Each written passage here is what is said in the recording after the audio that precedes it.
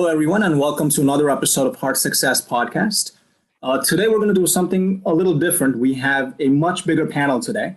We have Dr. Drs Rangaswami, we have Dr. Catherine Tuttle, Dr. Vaduganathan, and Dr. Vivek Valhalla. You may recognize Dr. Rangaswami and Dr. Vaduganathan because they've featured in couple of our previous episodes.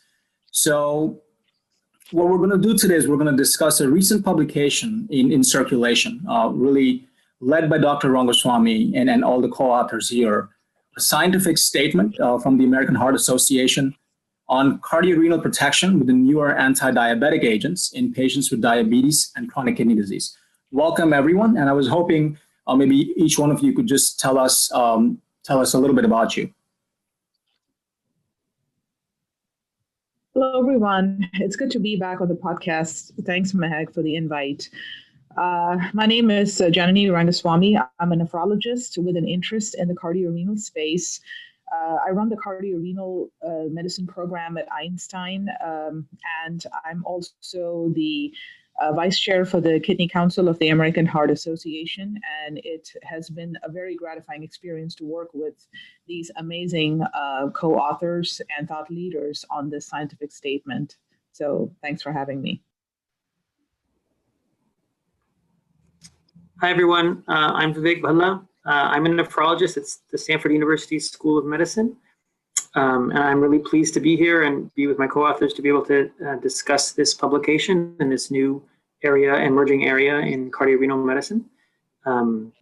I do basic science as well as clinical science in my practice, and I am the immediate past chair of the Kidney and Cardiovascular Disease Council for the American Heart Association. Great. Hello, everyone. I'm Catherine Tuttle. I'm an endocrinologist and a nephrologist. I'm a professor of medicine at the University of Washington and also executive director for research at the Providence Healthcare System. I've been interested in clinical and translational research in diabetes and kidney disease for a long, long time. And it's really very exciting to be at this point where we have some breakthrough therapies that really are poised to improve outcomes for patients. And those include both heart and kidney outcomes, which so commonly occur together. So I'm delighted to be together with the panel and to have had the opportunity to participate in this important scientific statement from the American Heart Association. Thank you, Mehak, for having us. Muthu Vaduganathan, I'm a cardiologist at Brigham and Women's Hospital and Harvard Medical School. I'm a clinical investigator focusing mostly on heart failure, epidemiology, as well as clinical trials. Very excited to be a part of this group. We've worked hard over the last couple of years and gotten to know each other very well. And I think that we're excited to discuss these therapies specifically that really sit at the intersection of our fields. Thank you, everyone, for joining us today. And it's great to have a faculty that sort of spans across multiple specialties. So this is truly a multidisciplinary statement and discussion today. Okay, so I think the objectives sort of, and what I'm going to go over is sort of 10 to 12 slides detailing sort of key aspects from the paper, and then I'll let the panel elaborate on some of those slides. The objectives of this statement were really a collaborative care model, bringing together cardiologists, nephrologists, endocrinologists, and primary care doctors. Focuses primarily on CKD and type 2 diabetes, and we'll be talking a lot about some of the newer agents, the SGLT2 inhibitors and the GLP-1 receptor agonists. So, Dr. Rangaswami, I was hoping you could tell us sort of the need for a statement like this. Why does it need to be multidisciplinary? And the objective of coming through with this idea and this statement. Thanks, Max. So the reason for the scientific statement was mostly to provide a comprehensive summary of some of the more recent cardiorenal protective therapies that have emerged after a long drought, particularly on the nephrology side, for therapies that were truly disease modifying.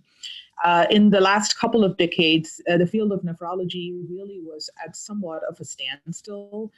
After the last couple of trials, IDNT and Renal ushered in RAS inhibition as a standard of care in patients with to slow down kidney disease progression. And after that, we've really never had any major therapies that have changed the burden of end-stage kidney disease and dialysis needs and transplantation.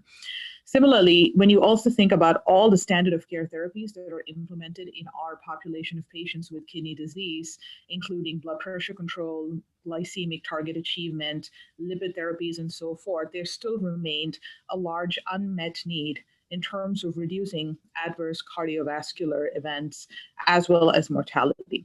And now we are at this place where there is rapid emergence of high quality data from very well conducted randomized controlled trials, particularly focusing around the two drug classes that you mentioned, the SGLT2 inhibitors and the GLP-1 receptor agonists. And now more recently, we also have data on selective MRAs and their benefits in diabetic kidney disease. So it became necessary to kind of collate all this and provide a comprehensive summary of where the field is, particularly targeted, I think, at the practicing cardiologist, nephrologist, internist, and endocrinologist.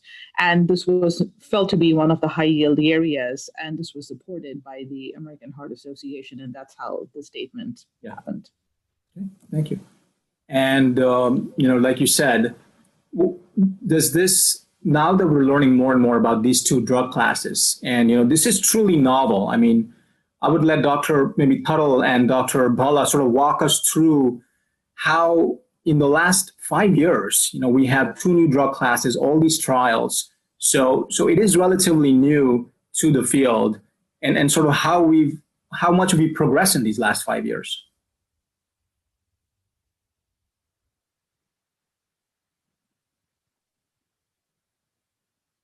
Dr. Tuttle, do you want to take that first? You're still muted.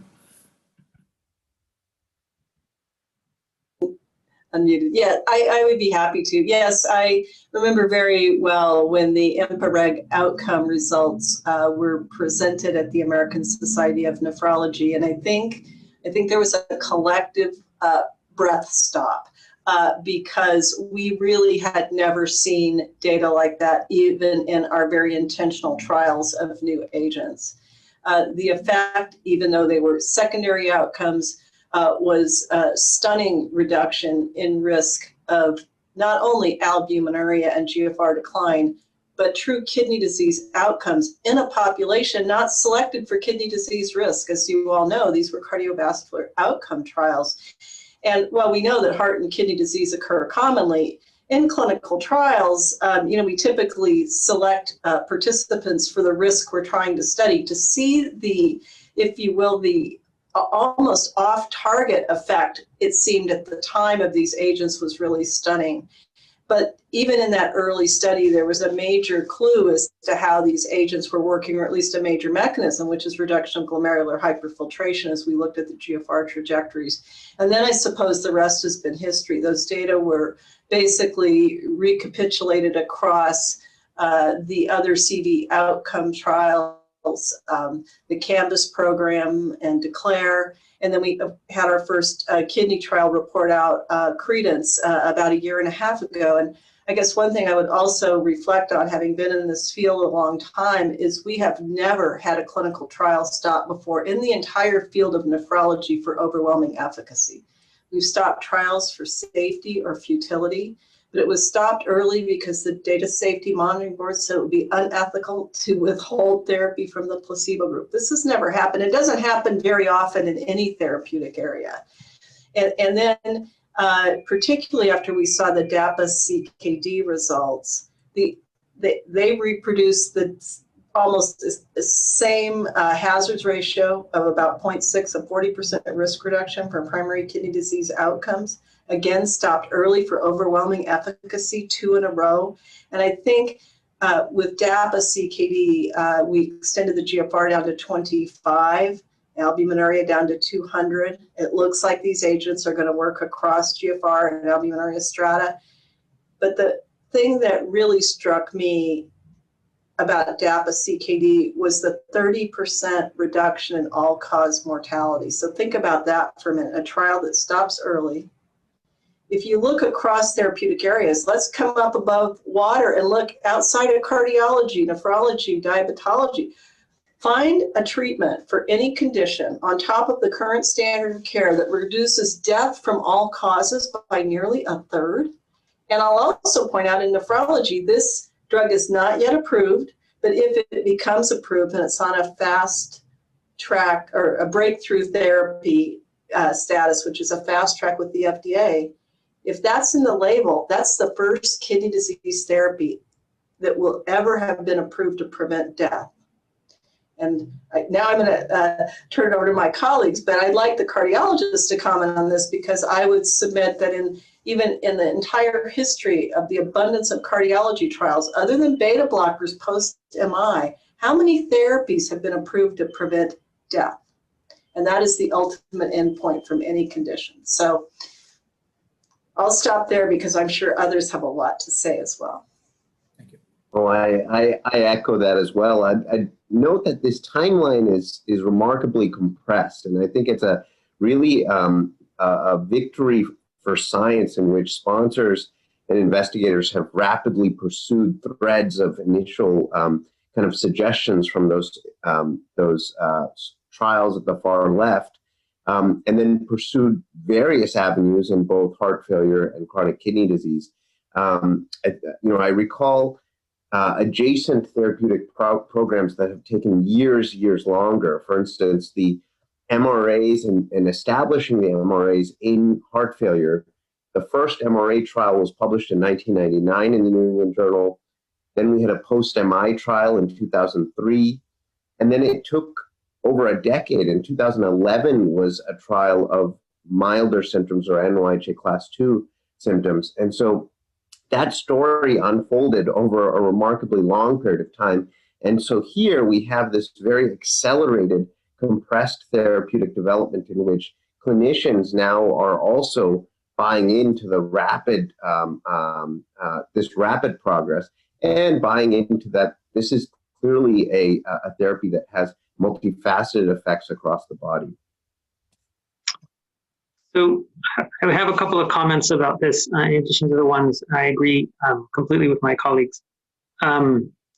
Just to set the stage from what we knew 20 years ago with the idea of reduction of glomerular hyperfiltration being an important target for reducing kidney outcomes after Renal and IDNT.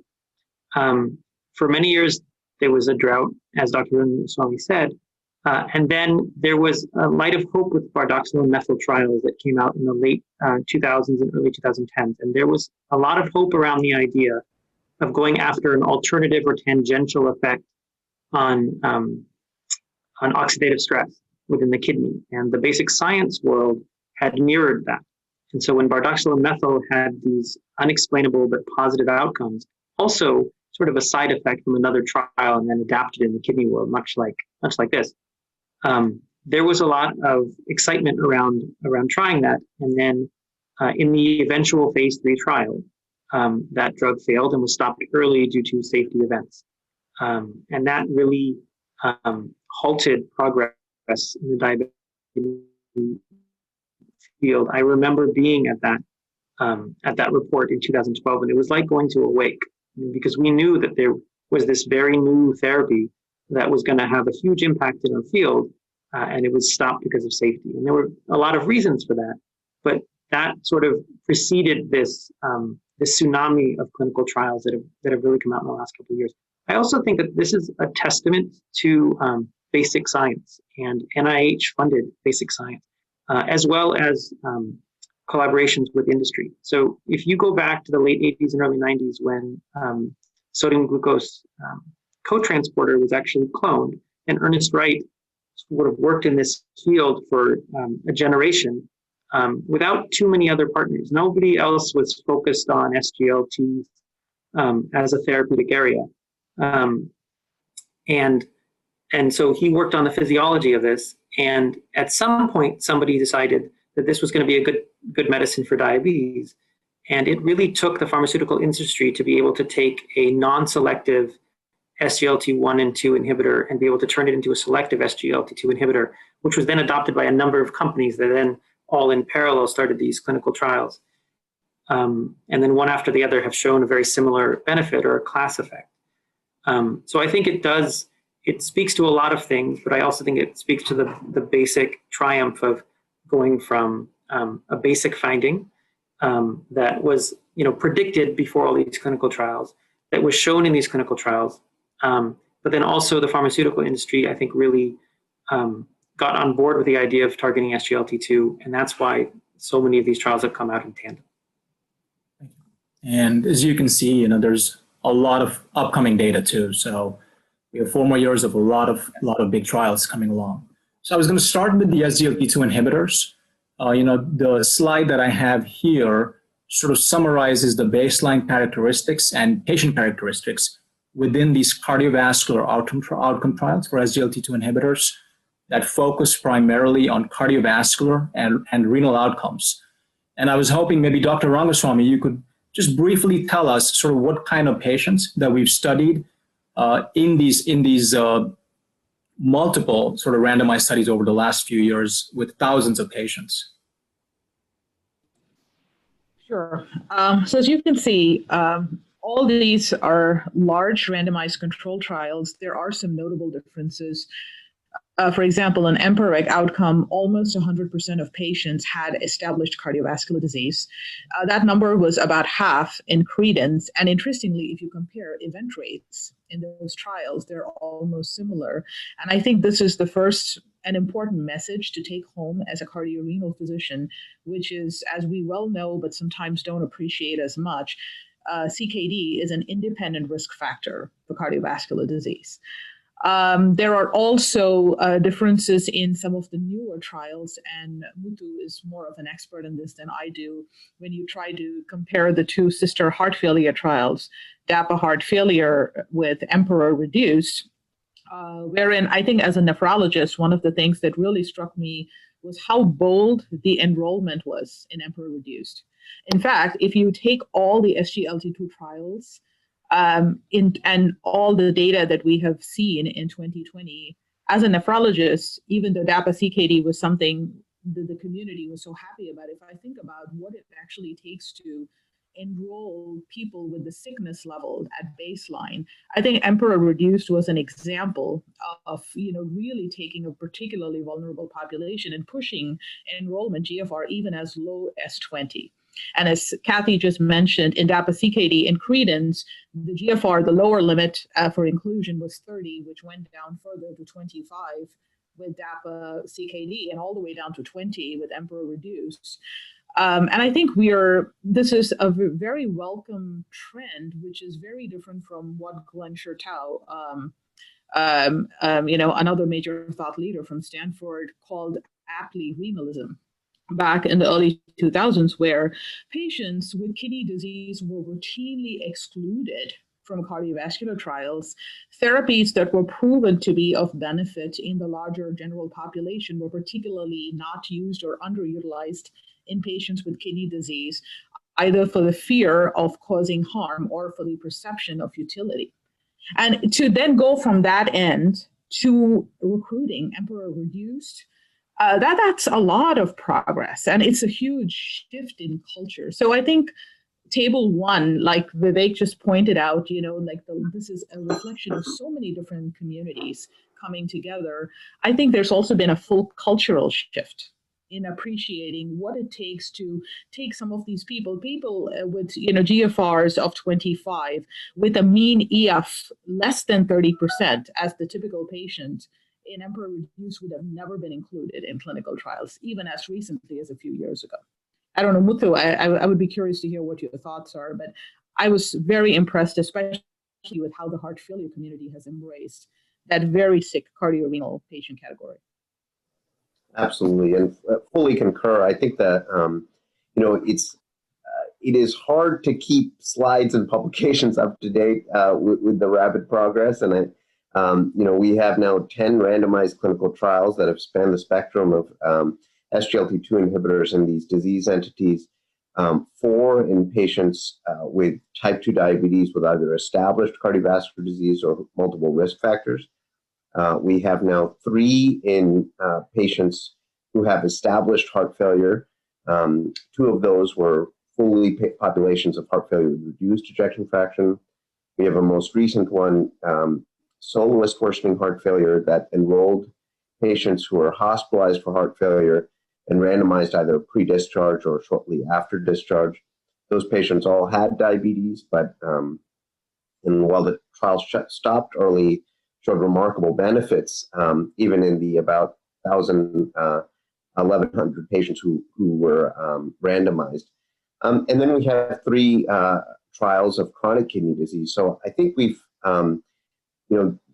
I completely agree. I think this spans the spectrum of cardiometabolic medicine with very common threads amongst all these. They're enrolling very high-risk populations with high rates of both cardiovascular and kidney events. And I was just going to highlight, as you can see, the baseline therapy, ACE inhibitors in the heart failure trials, MRA use was really high in all these studies. So it was really good baseline therapy to begin with in really all these different studies. This is another slide sort of summarizing, overall outcome benefit, putting a lot of these different studies next to each other. And you can see the event rate is quite different, which is what Dr. Rangaswami here was just mentioning. So I was hoping maybe, Dr. Tuttle and Dr. Bhalla, you could sort of talk to how some of the results were slightly different in these trials and how you sort of interpreted it and how you cumulatively put it together as to the benefit of these drug classes.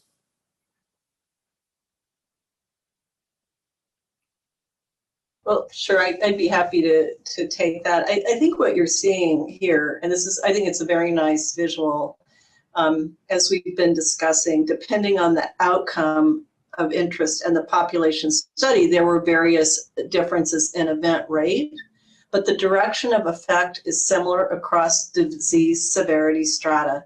So if we look at the original CV outcome trials, they had lower rates of heart failure, of course, than say DAPA, HF, or IMPRA reduced, but still the direction of effect was the same.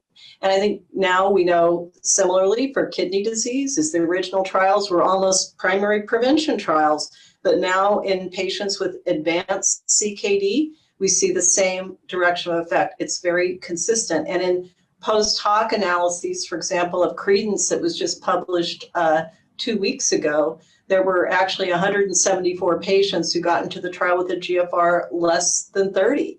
And their benefit and their safety profile was exactly the same, at least the direction and strength of the effect was on par with the larger population. So that's really sending a strong message too, that these drugs not only prevent heart failure and kidney failure, but they treat it. And we had actually, prior to this, the preventive therapies were not necessarily the same as the treatment therapies. So this is really pointing to something important that somehow has almost been accidentally unlocked.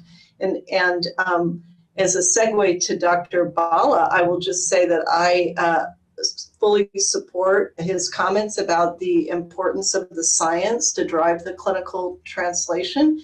I've also worked on the basic and preclinical science side. This is really unique though, because I think even with what we knew about SGLT2 inhibitors, we did not expect these kind of clinical benefits. So there's a lot more to be unraveled. And that will be critically important in terms of getting more refinement or precision in applying these therapies to different types of patients or at different points in their patient journey. So I'll stop there and Vivek, turn it over to you. Sure. I have 2 additional comments. I think, Dr. Tuttle, what you're seeing sometimes clinical trials provide an effect that it takes some statistical machination to be able to convince yourself. This passes the eyeball test in the most pure form, that in every clinical scenario, you saw a comparable effect on the hazard ratio. And I think that this has I have two comments about that. One, I think this has implications for who's going to be prescribing these medicines. We're all familiar with DCCT and EDICT, which is one of the principal initial trials for prevention of kidney outcomes in the diabetic population, and then the type 2 equivalent trials. And they were really about glucose control. And all nephrologists, for example, are familiar with that. All doctors who take care of patients with diabetic complications are familiar with that. But we're also familiar with the idea that those trials showed a benefit in a very early, healthier population than the population of patients that we commonly see in cross-section. And so those types of trials and those types of, that type of progress does not have an effect when you see patients in clinic. This, on the other hand, is very different. We are seeing, when an EMPA-REG first came out, and we were excited about 4 or 5 years ago, and we're thinking that this might be a therapy for our patients that have albuminuria and refractory albuminuria and had an inexorable decline in their kidney function right before our eyes. We would go to our endocrinology colleagues and we would suggest the idea of an SGLT2 inhibitor. And it was met with some caution because it hadn't been studied in people that were sicker with lower and lower GFR. But as more and more trials have come out and that line has been crossed, we are still seeing similar benefits as patients with more and more renal disease come out. And I think that that's going to be very encouraging. So that was probably the main comment I had about this. Yeah, thank you. Just make one other comment, amplifying my colleague's statements. So if we focus on just the, as mentioned, the directionality is very consistent across these trials. If you take the heart failure trials, for instance, if you take the 10 randomized clinical trials conducted to date, there's a very consistent 30% risk reduction in each of these trials, and that spans the spectrum from lower risk populations like DECLARE, which is type 2 diabetes with multiple risk factors predominantly, to very high risk populations like soloist worsening heart failure, which randomized a population who was admitted with worsening heart failure. So you take I think that also lays out how we'd actually apply these therapies, both for prevention and treatment. DECLARE had an average follow-up duration of around 4 to 5 years, compared with soloist worsening heart failure, which actually demonstrated that same benefit in a very high-risk population in less than a year of average follow-up. Of course, it was curtailed because of loss of funding. But I think that the point being is that when we're taking a health systems perspective on the deployment and integration of these therapies, we're going to be applying these therapies in earlier disease states for longer duration of time to prevent forecasted events. And in addition, really focus on our highest risk patient populations, which we expect to have the exact same relative benefits, but magnified absolute benefits. And really, I think the soloist data was remarkable. I've never seen, absolute risk reductions that substantial. It moved the needle from total events of cardiovascular death and total heart failure hospitalizations from about 75 per 100 patient years down to about 50 per 100 patient years in the treated arm. So the number needed to treat for a year was 4, which is very impressive for a therapy that was with a novel mechanism of action. So I would say one of the things from soloists, from an implementation strategy perspective, I think it makes so much sense to emphasize the inpatient setting as a place for initiation of these agents, maybe even in patients who may not be as sick, but just to use that as one of the strategies to capture these patients. Most of all the other trials, except for soloists, were based on outpatient initiation, but I think this helps us expand our thinking process to include that vulnerable group of patients to break that vicious cycle of cardiorenal syndrome. Thank you. And I think you already mentioned an important point that came through on a lot of the subgroup analyses, that the cardiovascular outcome benefit with SGLT2 inhibitors really goes across different GFRs and different ranges of albuminuria. I don't know if anybody wanted to add something else to that aspect of care. Maybe, is there a GFR cutoff in your practice where you aren't putting people on SGLT2 inhibitors, at least as of right now? And if there's a drug of choice sort of that you may use for lower GFRs? Maybe Dr. Tuttle? Sure. Honestly, I think we have to follow the current FDA label. And right now that's for canagliflozin down to a GFR of 30. As we mentioned earlier, we're hopeful that dapagliflozin will get an indication that'll shift to 25 and perhaps even to non-diabetic CKD. And then we heard about IMPA-KIDNEY that could take us to 20. But I think at this point we have to follow the label. It's the right thing to do. And Dr. Rangaswami has talked a lot about implementation. So one of the barriers is actually trying to get the drug for these patients. It's a cost issue, but also our payers haven't yet caught up with these new indications. And a lot of times the patients are required to fail a series of glucose lowering treatments to even get the drug, not recognizing that we're giving them for organ protection. So right now, unfortunately, the implementation hasn't really caught up with the science. I think we'll get there. But, it's even hard to get canagliflozin for patients with a GFR above 30. Hopefully that's going to change. Many of us are thinking about models of care, and I had the privilege and pleasure to co-author a paper with Dr. Rangaswami and Dr. Vaduganathan on some ideas about models of care and some things that Dr. Rangaswami has actually piloted at her site. But that's actually our major hurdle now, I think, moving from evidence to implementation. And it's going to take not only education of physicians and patients, but I think, honestly, it's going to take some policy level changes to make these therapies more accessible. I guess the final thing I'll say about the multidisciplinary care models is those need to be resourced, because truthfully what gets done is what gets paid for. And so even if we pay for the drug, if we don't pay for the care, it's still going to be a barrier. And these patients, as we've been discussing, are often very sick. They have heart failure and they have kidney failure, but many of them have diabetes, right? Hypertension. And then they often are people who have a lot of other problems that are outside of scope, but are still relevant when we have to think about drug implementation, dose adjustments, drug interactions. This is not your 15-minute visit. And so there's going to have to be some other types of changes that occur to make it possible to deliver on the promise of these therapies for our patients. Thank you. So I think we already sort of went over credence, so I won't spend much time on the renal protective effects of SGLT2 inhibitors. And as you mentioned, there was a significant improvement in the treatment arm to the effect of 30%. And even the primary endpoint was a renal endpoint here.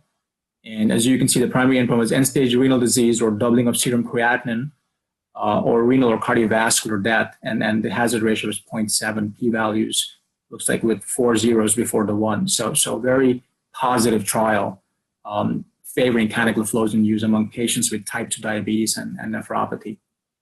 I do want to talk a little bit about sort of the mechanism of action of this drug class, and I was hoping maybe Dr. Bhalla, you could talk us through why we are seeing all these renal protective effects with SGLT2 inhibitors. What is the proposed mechanism of action? And do we really know the extent of our knowledge in this area? Sure. So I think you actually have a slide a little bit later on that covers that, but I can start the discussion here. So one of the mechanisms of action that I think we do know that SGLT2 inhibitors do, and I want to defer to Dr. Tuttle when we talk about the GLP-1 receptor agonist, but I can start with SGLT2 inhibitors. One of the mechanisms of action that we think is going on is reduction in glomerular hyperfiltration. And part of what we know from that has come from the basic science literature. And if you inhibit an SGLT2 inhibitor, you theoretically will have some distal sodium delivery, which eventually leads to afferent vasoconstriction to reduce glomerular hyperfiltration beyond that of an angiotensin converting enzyme inhibitor or an angiotensin receptor blocker. That reduction in glomerular filtration occurs at tubular glomerular feedback, essentially. That would occur in the absence of an angiotensin converting enzyme inhibitor or an ARB. But all of the trials, as we went through on the prior slides, do show that that's occurring above and beyond that of the classic RAS inhibitors that we've been using, and that's important. And that reduction in glomerular hyperfiltration is not a new idea. That has been there since RAS inhibitors started to be used in kidney disease more than 20 years ago. But the SGLT2 inhibitors provide an additional benefit there. And that was very clearly shown, first I recall from the EMPA-REG study, but it was also shown in Credence. Anybody who does education for medical students or residents and wants to discuss what happens with initial drops in GFR and then eventual a slow decline in the GFR can literally take figure 2C or whatever it was from the EMPA-REG trial and prove that in a patient cohort, that's exactly what happens in the large patient population as what you're seeing in the individual nephron. That you see a reduction in GFR initially, but that slope of that GFR remains lower over time, such that you're better off in that arm than in the placebo arm. Mm-hmm. And I think that was an anticipated effect of these medications, but I don't think we appreciate, I don't think we know all of the mechanisms by which SGLT2 inhibitors are working. There are currently a lot of theories as to how they're working in terms of energy utilization and reducing energy utilization for glucose. There are also theories that maybe blockade of proximal tubular sodium reabsorption in and of itself is a reduction in energy usage by the kidney. And that if you had theoretically started with another sodium transporter blocker for the proximal tubule, you might get a similar benefit. I don't think we'll ever know now because it'll soon be standard of care to be on an SGLT2 inhibitor. But that is another theory that has come up. And I think these mechanisms still have to be worked out because there are a variety of side effects of SGLT2 inhibitors that we have to be aware of. And the more these drugs are implemented over time, the more some of these things may come out. So there's some initial predicted mechanisms of action, which makes sense. And then there's a lot of things that have happened which you don't yet know. What you're showing on this slide in terms of mechanism of benefit are additional things that I think some of which was predicted and is borne out in clinical trials in terms of a very mild effect, but persistent effect on blood pressure that comes from blocking a transporter that is upregulated in diabetes, weight loss from the loss of from glucoseuria and the reduction in insulin secretion that portends. And then there's these other side effects that we still don't fully understand. So there's a reduction in uric acid, which likely comes from a reduction in urate-1 transport in the proximal tubule. There's also a rise in serum sodium, which is thought to be from an osmotic diuresis, and a reduction in magnesium loss, which we're looking at as far as a potential mechanism of action of the overall cardiovascular benefit. And there's also a higher red cell mass. And I don't think we quite understand fully the mechanism of this, whether this is simply volume depletion, probably not, or an effect on the proximal tubular cell that's making the erythropoietin that's leading to that red cell mass. And I think a variety of things that are happening with this single drug probably conspire to lead to the benefit that we're seeing. And it will take some time, I think, to tease out which of these are sort of the larger mechanisms of action and which of these are just the grateful side effects that we see with this therapy. So I think I'll pass it along to my colleagues for further details. Yeah. So I think the one part that was very interesting that nothing really to add other than I think Yes, Muthu, you were saying? I apologize. At the end of Emperor Reduced, there was a subset of the population, about 1,000 patients of the 3,700 that were randomized, that had a follow-up laboratory draw after the randomization phase. So this was looking at removal or withdrawal after SGLT2 inhibition is removed. And it really highlights, I think, the fact that initial EGFR dip is not only transient and stabilizes over time, it's actually reversible. And in fact, once you actually withdraw an SGLT2 inhibitor, you remove that pharmacodynamic effect on the glomerular pressures, and you're able to see a clear, unconfounded effect in slowing kidney progression compared with placebo. So I thought that was a very nice demonstration. We've also seen data from now EMPEREG and CREDENCE that initial EGFR dip has no bearing on the subsequent cardiovascular and kidney benefits of these therapies. And so even patients with more substantial EGFR declines after initiation of these therapies in the 20% or 30% range still derive substantial cardiovascular and kidney benefits. So, and I'll just add to what Muthu said, by that observation is the sine qua non of a hemodynamic effect.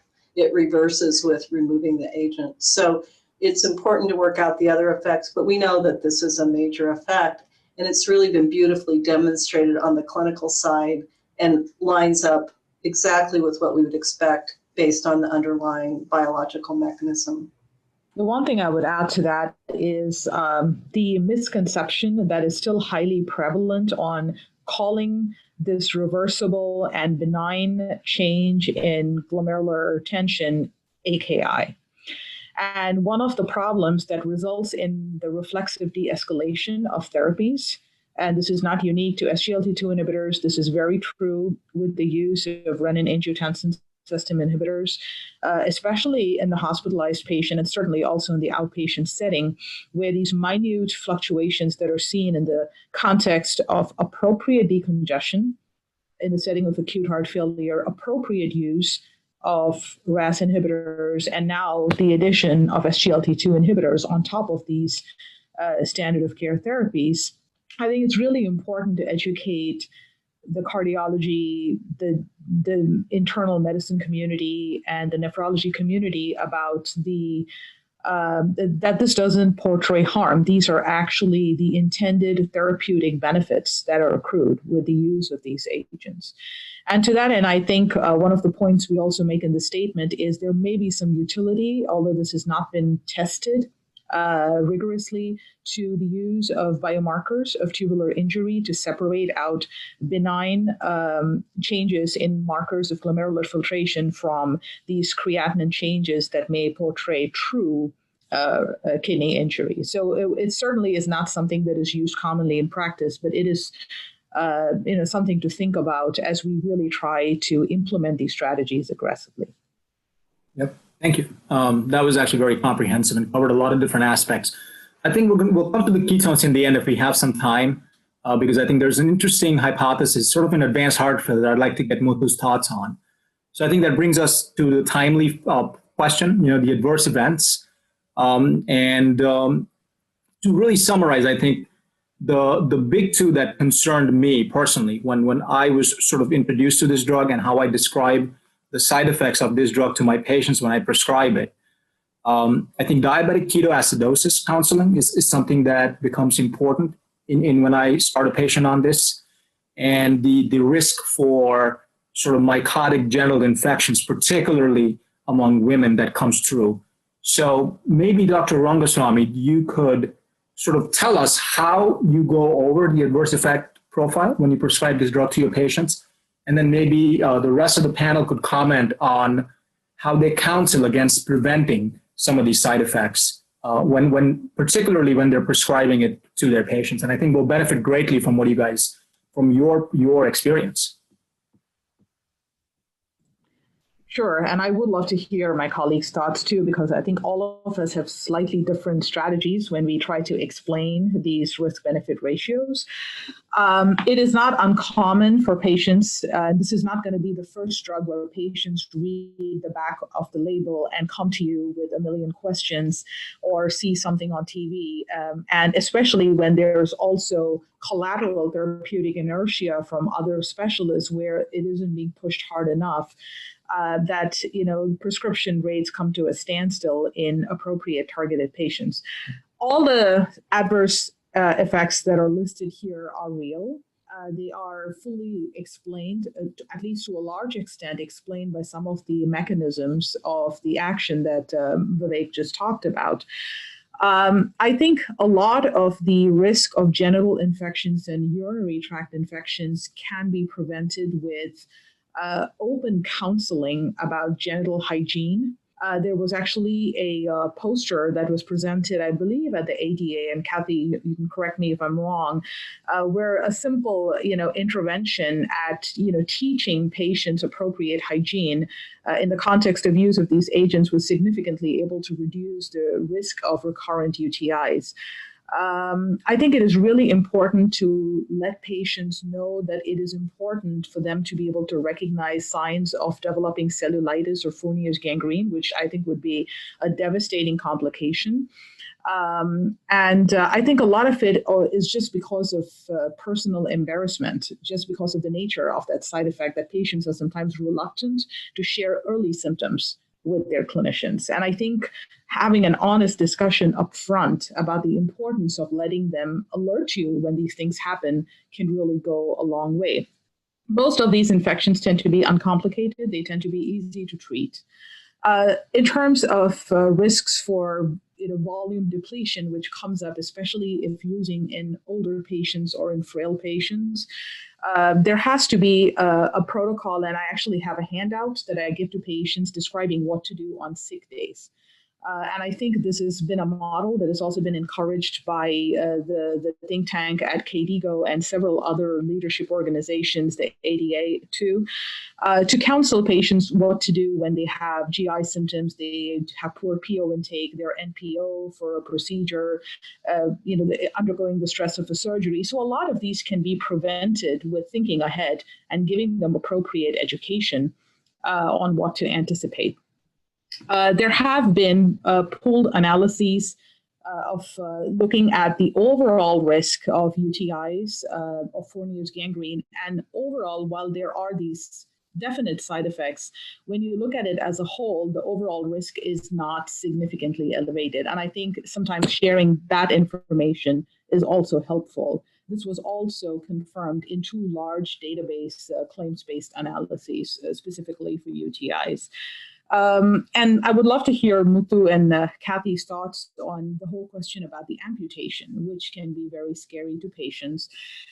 When it was first reported, from the Canvas program to where we are now, where actually that amputation notation has been removed from the black box warning about a month and a half ago for canagliflozin, I think what we really understood is overall as a class, they appear safe to use when there isn't evidence of critical ischemia, open wounds, clear compromise of perfusion, with a full, risk-benefit analysis. And particularly those patients with some evidence of PVD are also likely the patients that may even benefit from these agents because of their elevated risk. So I'd like to stop there and maybe have your thoughts on how you convince patients and how you counsel them.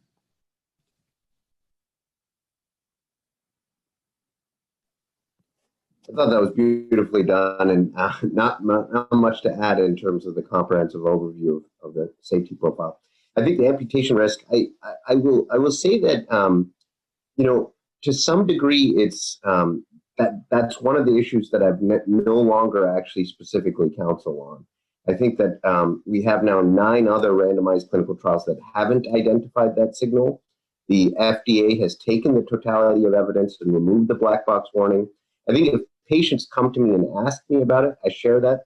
And I also share that to interrupt or call me if they do have open foot lesions. But short of that, I don't dive into a conversation about amputation risk, because I think that the evidence at present is not strong enough to support that.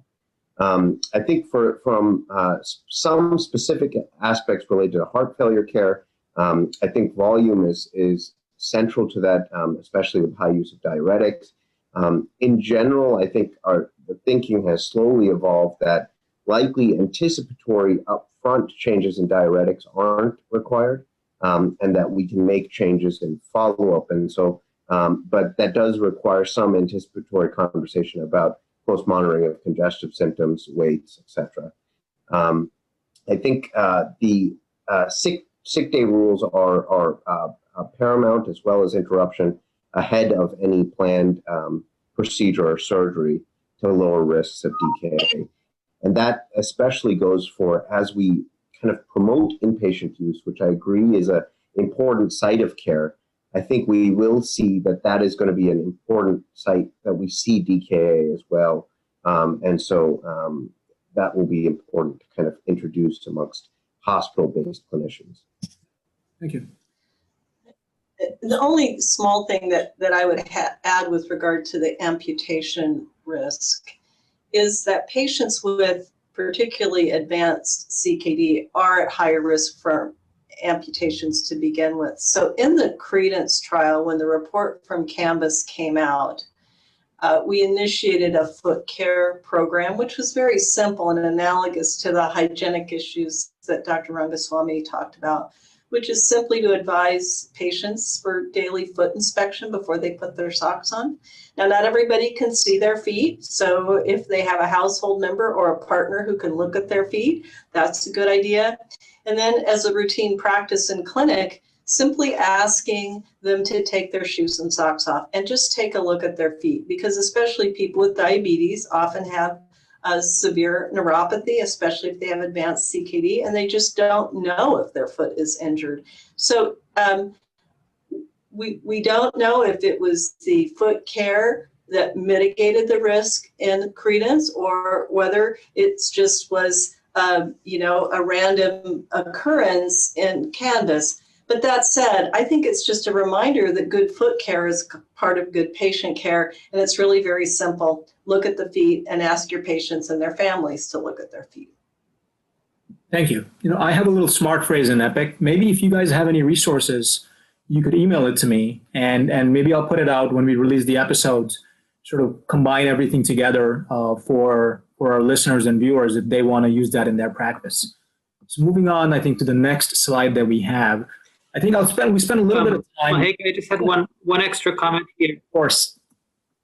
Hey, could I just throw one comment on the prior slide, in addition to what my colleague said, and I agree completely. I think I want to come back to something that Dr. Tuttle mentioned earlier in terms of sort of resourcing this, because the reason I'm late today for this I was late today is because I was counseling patients on the use of SGLT2 inhibitors. That's literally the reason I was late.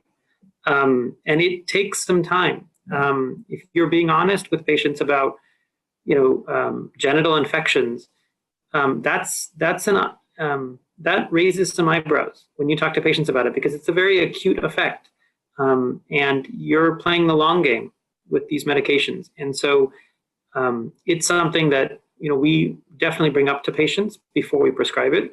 It's something that I'm sure patients who might not have appreciated at the time we started the prescription, but then eventually read the back of a label, will want to talk about further. And it will take time, and it will take time to walk through the risk-benefit ratio here, which is obvious, but it will take time. And I think the other thing that becomes very important with regard to the side effects is, as Dr. Rangaswami alluded to earlier, the idea of a drop in GFR as being labeled as AKI is the fault of the medical community. I mean, it's the fault of a nephrology community, that we have to educate our colleagues that this is an intentional drop in GFR, and that if they see another physician, and many of our patients that are eligible for these drugs see many other physicians, that they don't get misinformation about what that is to interrupt the potential for this drug for their long term. And I think that the risk of UTIs has to be a very real discussion about the actual events and what can be done to mitigate it. Because it's something that, in my experience, if patients hear about something like that from somebody who's not responsible for their care for either their cardiovascular progression or their CKD progression, it could railroad what we're trying to do. So I think this just goes to the idea of not only, in terms of how we implement this, there's going to have to be education for a lot of physicians who aren't prescribing these, but may have heard about these side effects through all the press that SGLT2 inhibitors have gone. Yeah, exactly. It's a balancing act between counseling about very real adverse events and also counseling about and dispelling disinformation. And I think that from an education piece, as we now have 3 randomized trials that support data for this class in patients without diabetes, it's also important to recognize that many of these adverse events are not actually seen in those clinical trials. And so rates of serious hypoglycemia, rates of DKA are not present. These aren't adverse events that are going to be important in a non-diabetic population. And then similarly, genital mycotic infections are very few in number in that population, just based on decreased glucosuria. So I think that as new labels take place and as the indications expand, our conversations will also need to expand to be tailored to the baseline risk for some of these adverse events. thank you, guys. So moving on to the GLP-1 agonists, and in a way, when we spoke about the SGLT2 inhibitors, we saw maybe more of a consistent benefit across different outcomes, be it cardiovascular death, be it heart failure hospitalization, be it renal progression. Maybe I could have maybe Dr. Rangaswami from the panel, without trying to go over all the 8 or 9 trials that are there, how you look at GLP-1 agonist as a class, and what kind of patients are you looking to start this drug on for their proposed benefits?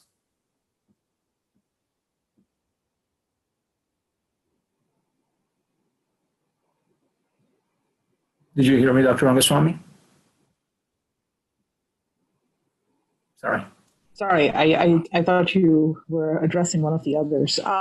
So yeah, I think you're right. And certainly when you look at it from the heart failure perspective, I don't think the same signal is true with the GLPs. Well, and as you just mentioned, there's a very, very consistent effect, particularly from the heart failure trials and also from key secondary outcomes with the SGLT2s. I think the renal protective effects largely rest on the reduction in albuminuria. And when you look at Dr. Tuttle herself, has been the PI of one of these major trials. And whenever you look at what actually drove the reduction of the composite endpoint, I think it's mostly the reduction in albuminuria. There is benefit with the patient with the atherosclerotic cardiovascular disease phenotype, and then it also then brings the question as to whether there is a role for combining these therapies in certain high-risk patients. My experience with the use of these agents is definitely way less than with the SGLT2 inhibitors, which I was an early adopter of. And as we were just having a smaller discussion prior to beginning this podcast, as Dr. Tuttle mentioned, the fact that they are injectables, in my mind, may be one of the reasons why there is hesitancy for cardiologists and nephrologists to embrace them. But as Dr. Tuttle was pointing out to me, that may actually be one of the selling points, because it does reduce pill burden. And it's a once-a-week injectable, and there is the hope that we will also see an oral version of semaglutide soon. So I really would like to hear also Dr. Tuttle's opinion on this. She has way more experience with this, certainly, than I do. Sure, I'd be happy to weigh in. In the CV outcome trials, the main effect was on albuminuria, but remember that these studies in particular had people who did not have much, if any, kidney disease. So the first outcome that we could detect in a short-term trial is albuminuria. So that's our opportunity to show a treatment effect. In LEADER, and then just at the ASN, we presented combined data from SUSTAIN 6 and PIONEER 6. In patients with a GFR less than 60, they slope of GFR decline, which is not evident in people with well-preserved kidney function. So we're beginning to see a niche for these, that they may be good therapies for people later in the course of CKD. I'd point out that the effect on GFR slope in the group with the GFR less than 60 exceeds 1 ml per minute per year difference between the treatment arm and the placebo arm. And we know from data out of the CKD Prognosis Consortium that an effect size greater than 0.75 predicts an effect to prevent kidney failure. So the signal is strong. And Award 7 is really the best study we have. The primary outcome here was a glycemic outcome. It was an active comparator of dulaglutide to insulin. Glargine is basal therapy. But the main secondary outcomes were the GFRs and the GFR slopes. And actually both doses of Dula prevented GFR decline over 1 year. And again, the baseline GFR was 35. So these people were losing GFR in the insulin group. It was 3.5 and it was 0 in both doses of Dula group, both groups with both a higher and lower dose of Dula. And in the macroalbuminuric group, which was 50% of the patients, the GFR decline was 5.5 ml per minute per year, exactly what we'd expect. And it was also reduced to 0 in both Dula groups. And just today, actually, the exploratory analysis from Award on 40% decline or kidney failure published in Kidney 360. You have the, we had already presented it, so you have the hazard ratio there of 0.45, but in time to event analysis for the macroalbuminuric group, the hazards ratio for 40% decline or kidney failure, I mean, it's going on dialysis or getting a transplant, was 0.25. And the p-value went out multiple zeros to less than 1. Now, admittedly, it's not post hoc, it's exploratory, pre-specified, but everything's pointing in the right direction when we look at patients with advanced CKD. And in nephrology, that's an important niche because we have had very few therapies that we could initiate at CKD stage 4 that prevented kidney failure. I would submit that the data from Award 7, both the secondary and exploratory data, are very encouraging in terms of therapeutic development for that particular patient population. And it's now being tested prospectively in the FLOW trial, which is semaglutide versus placebo, and includes people down to a GFR of 20. In Award 7, we actually went to 15, but in any case, FLOW is enrolling very well. It's about 80% enrolled. I've used the term that I would submit that GLP-1s are nipping at the heels of SGLT2. I think that the mechanisms of action are complementary and distinct. So there's a potential for combination therapy. And again, with the nod and the clear appreciation for the high cardiovascular risk in these patients, I would submit that this allows us even to do a little bit of clinical precision phenotyping so that in a person at high heart failure risk, the SGLT2 would be the preferred agent. But perhaps in another individual who has more of an atherosclerotic disease risk, you may choose to use a GLP-1 based on that alone, but have pretty good maybe confidence isn't the right word, but expectation that the kidney benefits will also be substantial in this population. Thank you, and that was very helpful. Yep. Let me go to the next slide here. So, I think I won't spend much time on this. I think you guys already went over, that there is, and this is sort of supported by the 2019 European Society of Guidelines on Diabetes, the new 2020 American Diabetes Association standards sort of provide a clear role for initiating this drug early in the therapy of patients with diabetes. I do have a slide on the mechanism of action for GLP-1 receptor agonists. Maybe Dr. Tuttle and Dr. Bhalla, you could comment on how we're seeing this improvement in renal function among patients started on this drug class.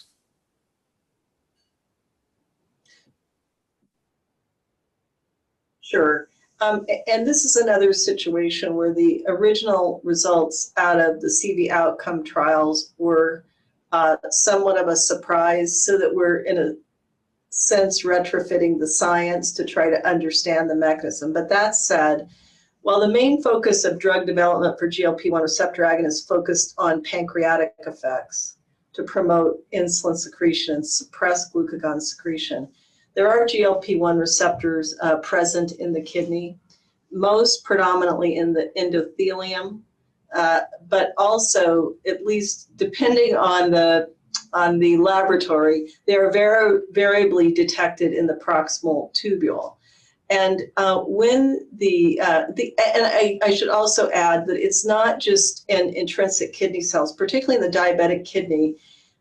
There is a very pro-inflammatory response in the tubular interstitium, and there are macrophages and T lymphocytes that infiltrate, and both of those cell types have GLP-1 receptors. So we also have to think about the infiltrating cells, not just the resident cells.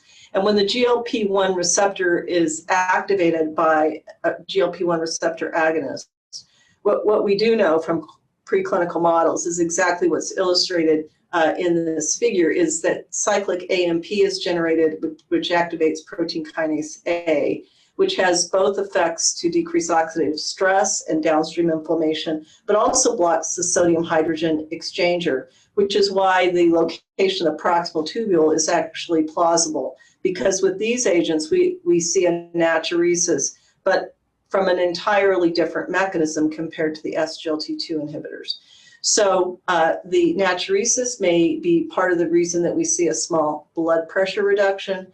And we've posited that the anti-inflammatory effect is likely to be the major driver of the GLP-1 protection at the level of the kidney. And I'll stop here, but would like my cardiology colleagues to comment on whether or not that might be a plausible mechanism for atherosclerosis protection as well. Certainly, and I think we likely don't have time for the individual mechanisms that support the cardiovascular protection, but I agree. I think that there is definitely converging lines of evidence why there may be this. I liked your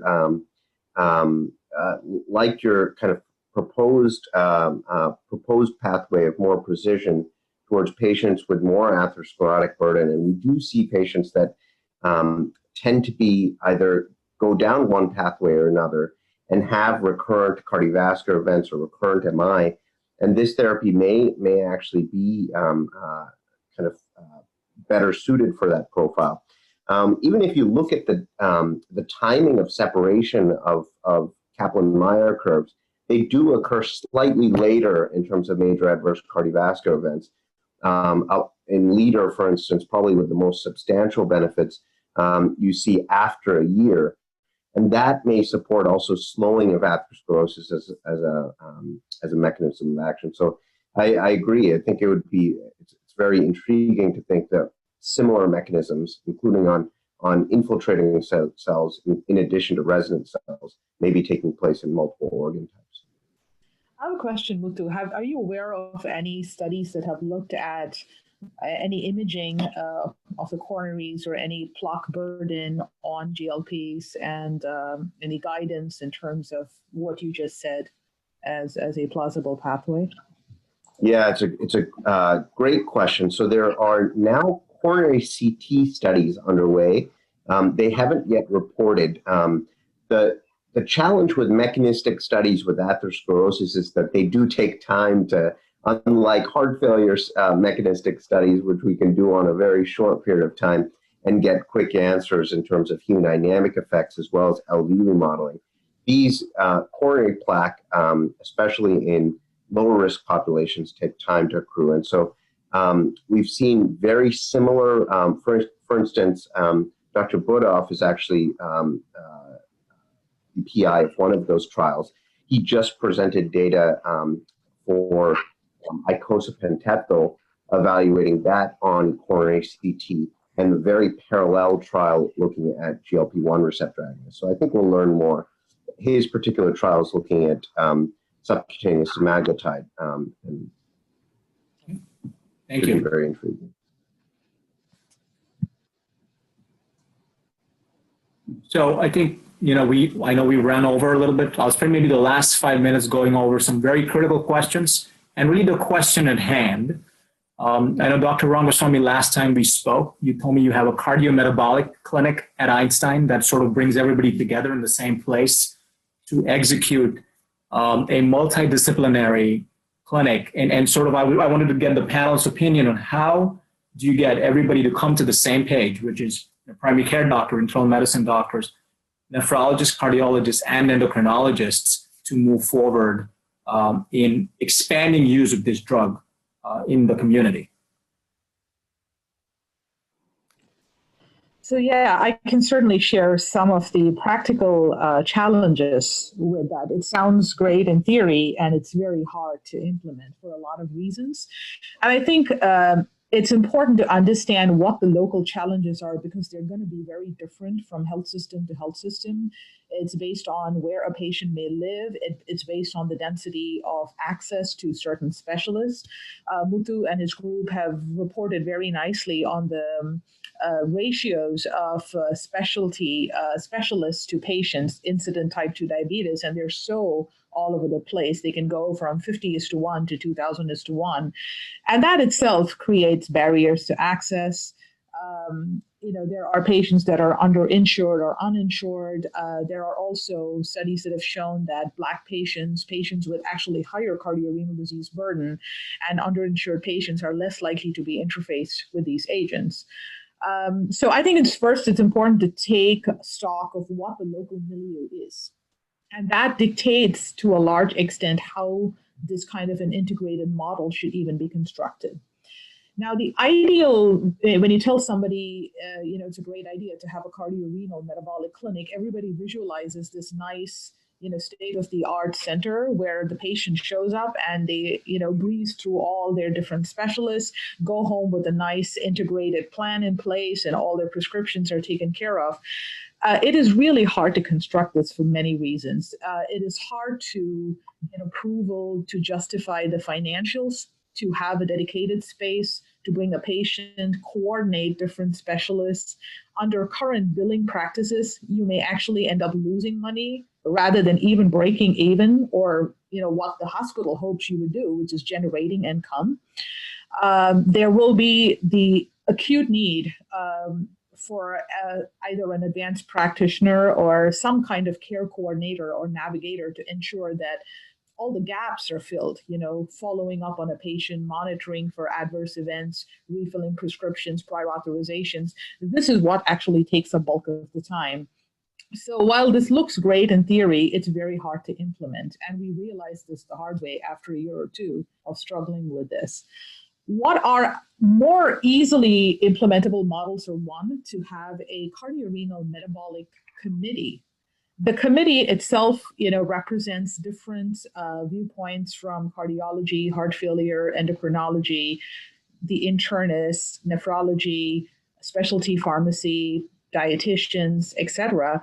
They don't even have to directly be involved in patient care, but they can review panels of patients, at a certain pace, and provide guidance on who is eligible and who might benefit from these agents, even without a direct consultation to people taking care of those patients.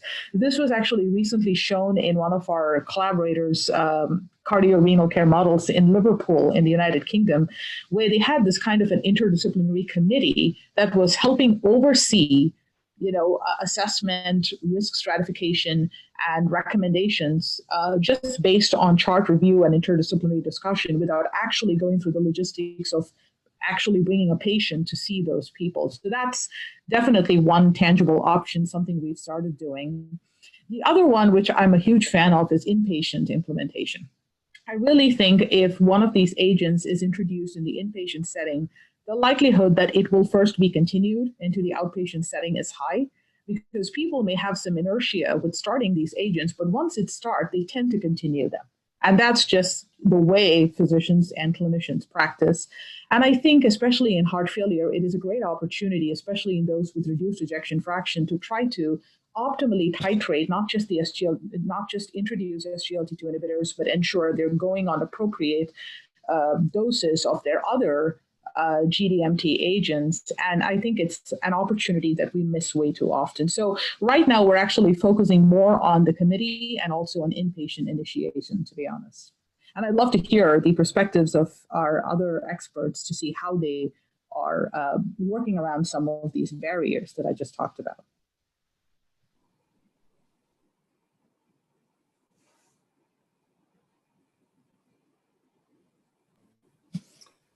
Dr. Bhalla, maybe we could have you give your opinion on the other coast. Yeah, I don't have much experience in the sort of cross-committee implementation here.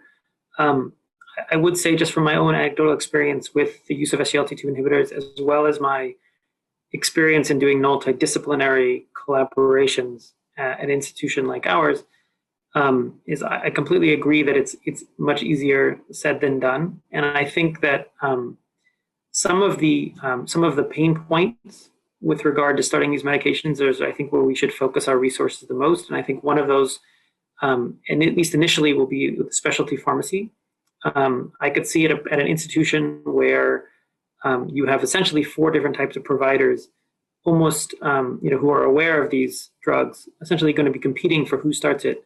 It will be much easier if we have a centralized location for the prior authorization of these medications, because it's going to take some time, and the more familiar people are with getting these drugs authorized, the more likely that we're going to be able to roll them out much quicker.